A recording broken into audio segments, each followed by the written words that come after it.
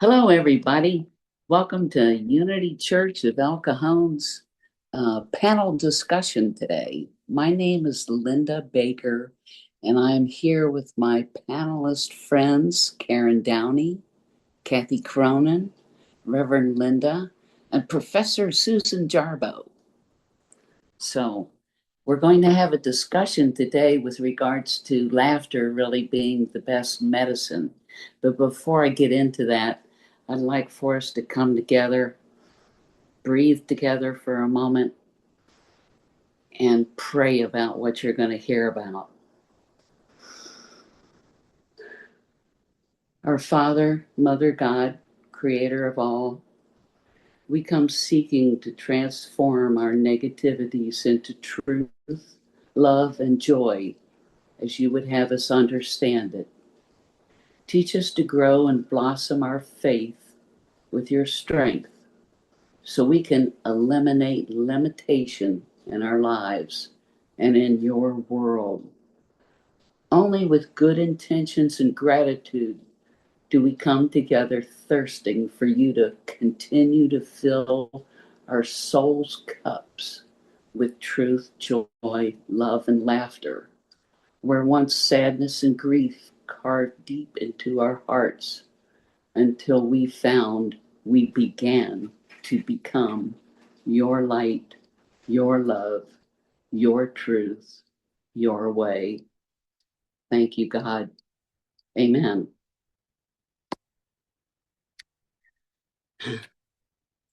I explored humor and what truth unity has to say about it, since I know it can be healing and it has many positive effects for us if you just tap into it. Since it's free medicine and it works instantly, maybe it's a subject worth talking about, and you're about to find out. Some of my research came from AI, where it talks about several related points, like finding humor in everyday or difficult situations, how it's used in yoga and meditation by combining intentional laughter and breathing exercises that can take you into deeper meditation and inner peace. Its use in therapy to facilitate emotional releases and processing of bottled up emotions. It does that for you. And when you find the funny in difficult situations, you reframe negative thoughts. Artificial intelligence recommends journaling. For 6 months, try writing down 3 funny things a day that happened in an effort to increase your happiness and decrease any depression. Be open to humor. Allow yourself to find humor in small, unexpected moments in life. They can be hilarious when you look at them with a lighthearted attitude. I agree. And at the end, I'll give you an example. Nothing works faster to bring your mind and body back into balance than a good laugh. AI says that humorous. Artificial intelligence is telling us this. It's like a robot telling you his feet hurts.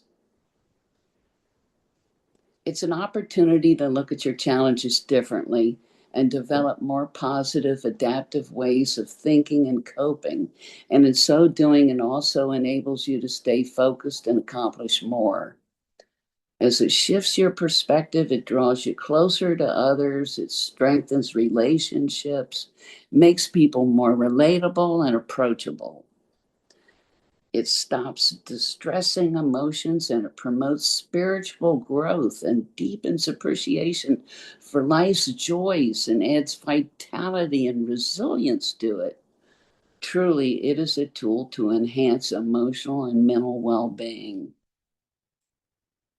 AI says laughter lightens anger's heavy load. It helps you to move on from confrontation without holding on to bitterness or resentment. Finding humor in tough times can be a lifesaver, and a reminder of God's gift of laughter.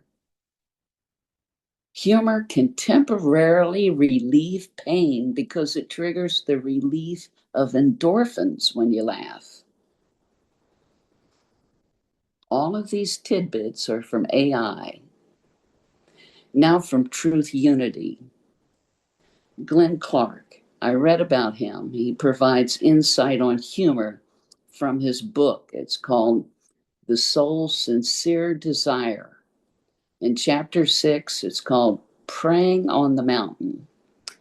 A little bit about his history. He was raised as a Presbyterian, and he grew up in Minnesota. And he lived from 1882 to 1956. He's been highly influential in introducing new thought ideas and techniques into the churches. He says, according to Jesus, whenever we pray symbolically, we go up on God's holy mountain. We rise above all earthly situations, and we're comforted beyond the facts with the knowledge that truth is there when we keep our thoughts on God and his goodness. Jesus could look straight through symbolism of facts to the truth beyond and bring all things into harmony. We can use humor to bring harmony where negativity exists and transform it. Our faith reaches perfection higher up on the mountain when we can take all negativities and turn them into something good, something positive. A sense of humor is a tool to turn inharmonies, incongruities, and illogical relationships into a greater understanding of diversion, rest, and enjoyment. Then they become assets instead of liabilities in our heart.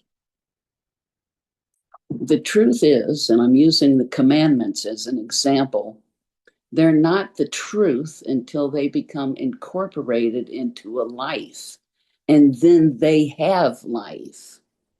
We go from a state of law written on paper to a state of grace. Jesus said, I am the truth, not my teachings are the truth. He means the spirit of the truth is alive in him. The spirits of truth, love, and joy are conditions of consciousness, a state of being. You can turn the negative happenings or people in your life into positive ones because your faith is strong and the truth will set you free. If you'd like more information, just ask us to do another video on the subject. We can discuss how to bring more laughter into our lives, talk about how it's good for your health, elaborate on the physical, mental, and social benefits of laughter, discuss how it can resolve disagreements and relieve tension in your relationships. So I'm asking the panel to speak on anything they want regarding humor, like sharing the humor you found while confronting your own difficulties, or tell us your tips for finding and enjoying humor through your pets or children or grandchildren. If you have an opinion or a comment on Glenn's theory, which at the summit denies and conquers evil because you laughed at it in this manner. He says, laugh is the spirit that denies, and imagination is the spirit that affirms. And in conclusion, a moment of humor came to me while I was in the midst of reviewing the surveys our congregants filled out recently so we could gain a better understanding of what's important to each other and how we can better unite and grow together. After reviewing and sorting and listing most of the answers to all the questions, I found one that turned out to contain one of those God is winking at you moments that we often talk about here. The question on the form was the first question, and it was, what brought you to Unity of El Cajon? And the congregant replied, "My car." I didn't realize how much I needed that until I got it. Dear responder, if you ever watch this, know how much I really do thank you. Panel, it's all yours.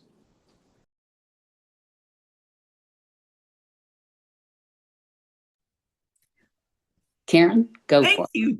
Thank you for that. And that was really a great laugh. That was a really great laugh. Um, well, I was thinking, of laughter. I had to take a little break. Of course, nobody knows because you were speaking.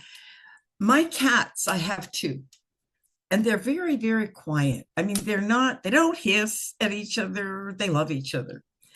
But all of a sudden, I hear this meow, meow. And it's like, oh my God, not now.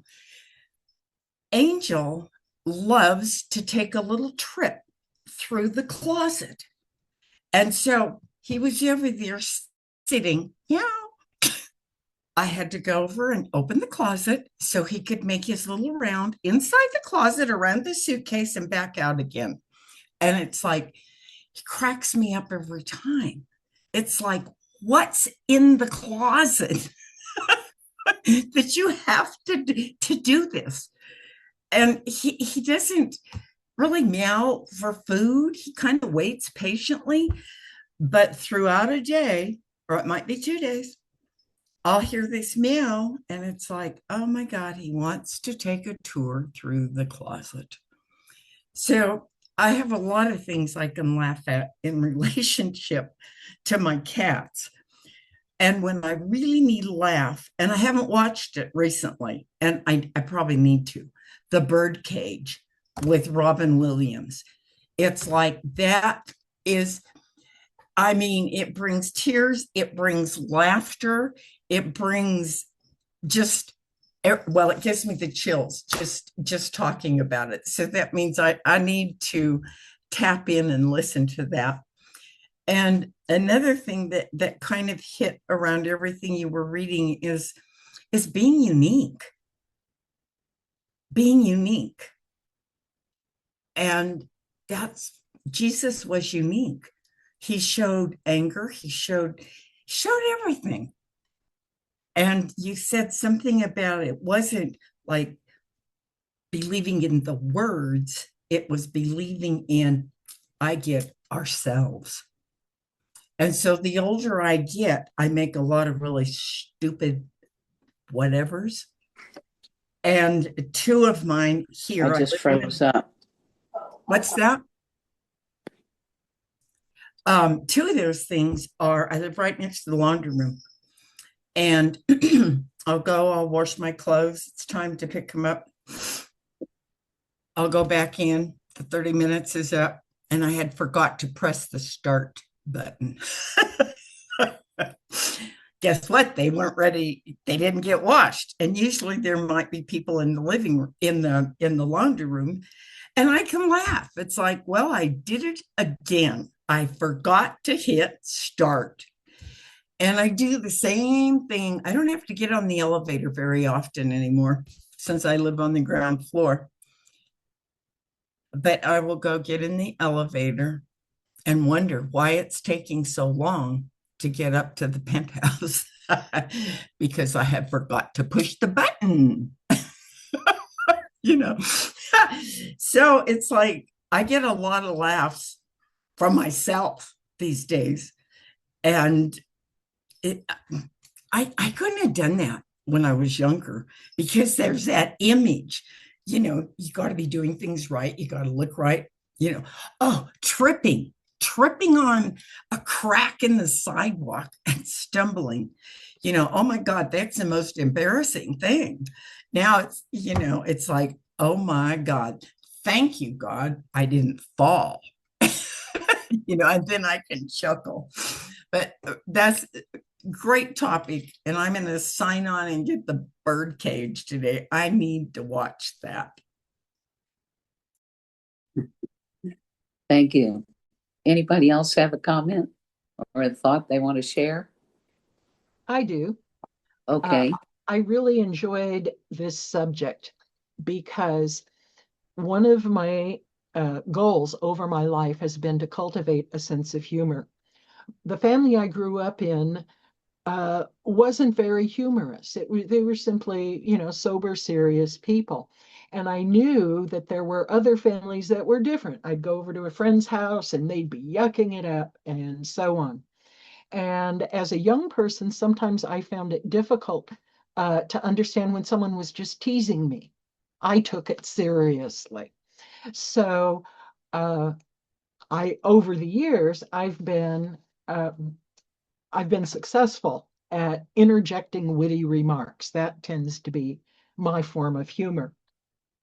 You mentioned humor as a tool, and I really liked that concept, to think about humor that way. And one of the things I've learned is that humor is a matter of taste. I worked in one place where every Friday afternoon people would gather in a shared office and they'd tell dirty jokes.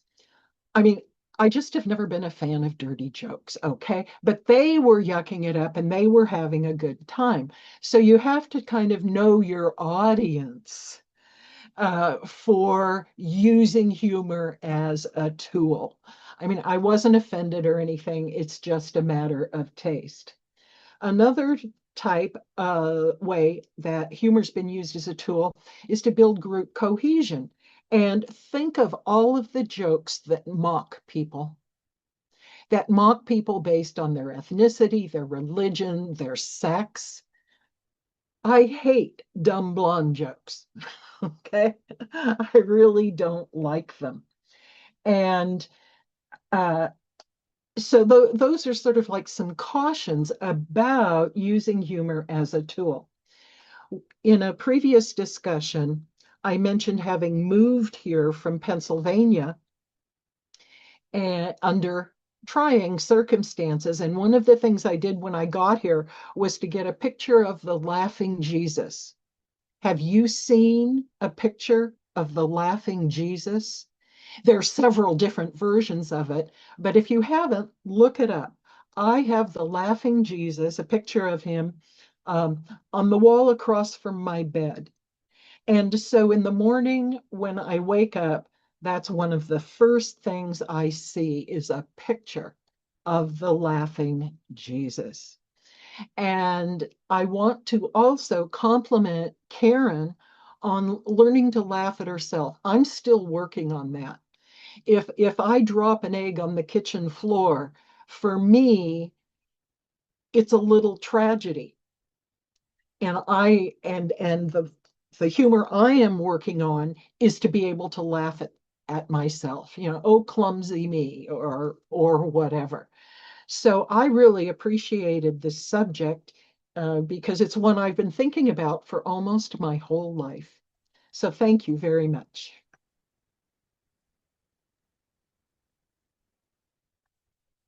Well, Linda, thank you for bringing that. Can you hear me?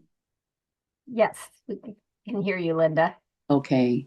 I think I've frozen up somewhat. If I interrupt you, Susan, I'm sorry on that. But I wanted to tell you, too, that Glenn Clark really goes into detail in that article at Unity. Uh, uh, truthunity.net if you got a chance to read it, because he talks about the type of humor uh, to use, and to always have your humor on the positive aspects, on the joy and the love, and not picking on people or their culture or their religion or anything like that. But it's a great article. I just didn't really do it true justice in this short amount of time. And anyway, Kathy or Linda, do you have a comment you'd like to share? Oh, I'll share, Linda. Yeah, I think this is a great topic. It's not enough humor around that goes around. And like Susan sort of says, the humor that does goes around are dirty jokes or, making fun of other people or situations. But I did a workshop. I volunteer with Oasis that has classes for people 50 and over to keep them connected. And I'm a library ambassador. And there was a presentation. This person was doing a presentation at one of the libraries that I was volunteering at. And it was on stress reduction. And what she had the group do, she had us start to chuckle within ourselves, and then look at the person next to you and start laughing. And then she got the whole class to the point that she wanted us to get that belly rolling, uproarious laughter. She said, I want the second floor to hear us all laughing. And the stress reduction that comes out from that laughter, when you can really get a deep belly laughter, is just so. Sometimes if there's no one else around, just start laughing and just feel that energy, that shift in energy, especially if you're feeling sort of tense or anxious. You can just sort of, and then best things, laughing at yourself is like the silly things that I do. And, it's like, okay, I did that again. But the one thing that I just read today was that when Sharon Osbourne was diagnosed with colon cancer, and she was feeling so distraught, and she didn't want to go through treatment and anything like that, Ozzy called Robin Williams, and he came over, crawled into bed with her, and started cracking jokes, had her laughing. He said, basically it said, Robin Williams took the whole room from being so dismal and serious about the advanced stages of her colon cancer to laughing so hard. The next day, Sharon decided to start chemotherapy that she had gone through. So it was like Robin Williams was the master of getting people to laugh. And, some of his was very off color. He could have some off color, but he just had a way that he could make people laugh. And it was like when he did the movie Patch Adams, where he played the clown that went around just to make kids laugh. So sometimes it's like finding that laughter and just if you just sit in a room with a group of people and it looks pretty serious, start chuckling to yourself. And then somebody around you is going to not know why you're chuckling, but they're going to start chuckling. And then it'll just become contagious and everybody will start laughing, for no one reason, it's like, what are we laughing about? But sometimes somebody might feel that you're laughing at them. So you have to be careful on, when you start your chuckling and doing that. And the other thing is that I sort of been looking at this is that one of the things you shared, and I thought, Linda, you had that it's not often that you hear a talk or anything. I mean, when you sort of brought this up with them, I went through several daily words. I went through several Unity writings. There is not much that talks about laughter, about the humor. And so I ended up looking up like Bible scriptures. Are there Bible scriptures that talk about humor? And I came across somewhere, it's like there's one in Proverbs that says, a cheerful heart is good medicine, but a crushed spirit dries up the bones. So sometimes laughter can help lift the spirits and contribute to well-being. And sometimes it's like if we don't laugh, we start to become withdrawn and the hardening of the bones. And the other one is that, about God having a sense of humor. It's in Psalms. It says, he who sits in heaven laughs. So I think often, when I do something stupid, God's laughing at me going, well, that's all in the thing. So it's like we need to do this. So I think reminding ourselves to laugh makes such a difference. And it would be, I think if you had a minister get up and do joke after joke, do a stand-up comedy, that church would be packed full of people. So they just need to laugh and have a good time that they could leave feeling enlightened and relieved. And so we love the music and we love the stories. And I like the fact that Robert often started his talks with a joke to break the ice, to get people chuckling. So it is good medicine for the soul. So thank you for bringing that. And I appreciate you sharing that. Well, thank you. Thank you for your interpretation of that, your perception. It was just wonderful. Everything you added to it, you were the icing on the cake there. Appreciate that. Reverend Linda. Yes, I love this topic. I so very much. There used to be a magazine called the Reader's Digest, and it had just pages and pages of jokes.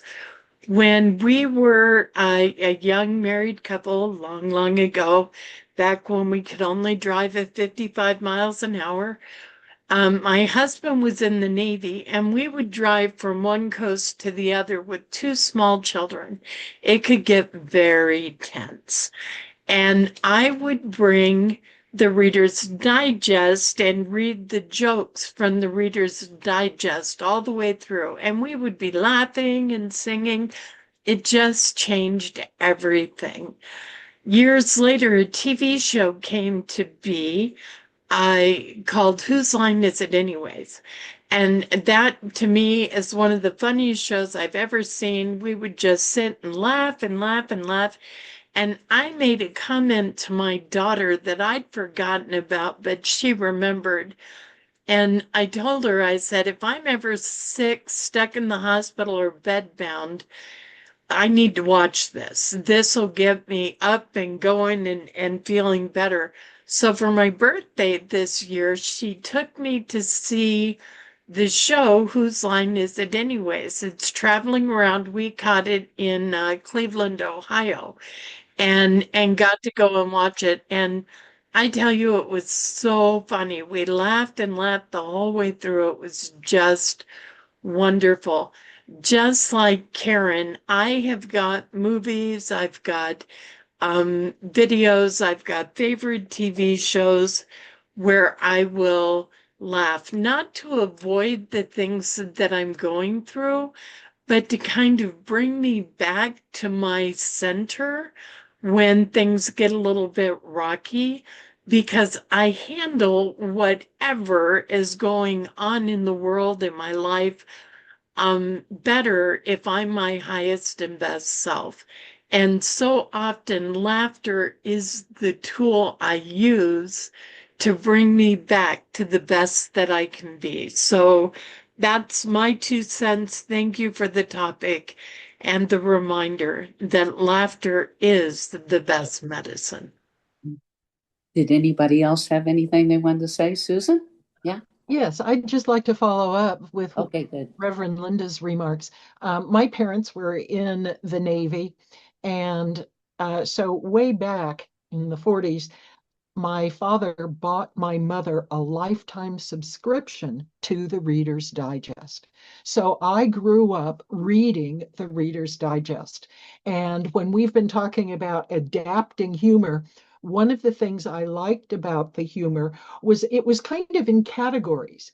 So, for example, there was one called Humor in Uniform. And so all of the jokes were from that particular context. And then there was a column, Laughter is the Best Medicine. And I can't remember if that was medical or not, but there it was. And then at the end of an article, there'd be extra space. And so they'd put some more humor into it.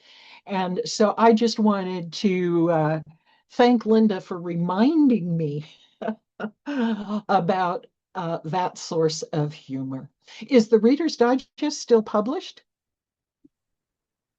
I don't think so. I haven't seen it. Yeah. Anyway, Yeah. thank you. Actually, I was at the library the other day, and on their magazine shelf, they had a Reader's Digest there. I don't know what date that issue was from, but there was one. It looked like they were all current issues. I didn't go look at it, but there was a Reader's Digest on their magazine shelf at the library. So I'll have to look for that. Thank you. When you brought that up, it took me to two television shows from years ago. One was a guy by the name of Art Linkletter. Does anybody remember him? Kids Say the Yes, Darndest darndest Things. things. Remember that show? And of course, the original Candid Cameras with Alan Funt. Some of those skits that they put on were just, oh man, they were really good belly laughs. And that's something else too.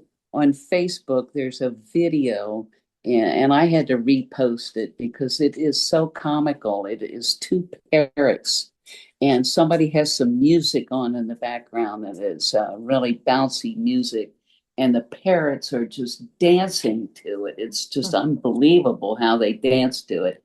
And if you ever want a really good belly laugh, look them up. What the birds do to music. Well, anyway, it's a great discussion. I appreciate everybody's participation. I appreciate the audience to listen to all this, and I hope the laughs help, whatever the situation is. Thank you for tuning in. You're welcome to join us. You can get a hold of the office. Come join the panel. Talk about whatever's in your heart. And if you like the things you've heard, give us a thumbs up. Leave us a comment. Anyway, thank you for tuning in today. Happy trails to you. And until the next time, see ya. Bye, everybody. Thank you for joining us, and let's stay connected and grow in spirit. We are on Facebook. Search for Unity Church of El Cajon and follow us and like our posts. You can reach us on YouTube at Unity Church of El Cajon. Please subscribe to our channel, watch our videos, and leave comments which can help us improve. We are on the web at unityofelcajon.org. Email or call our church office to receive our weekly newsletters, which lists all of our activities and opportunities to learn and grow together.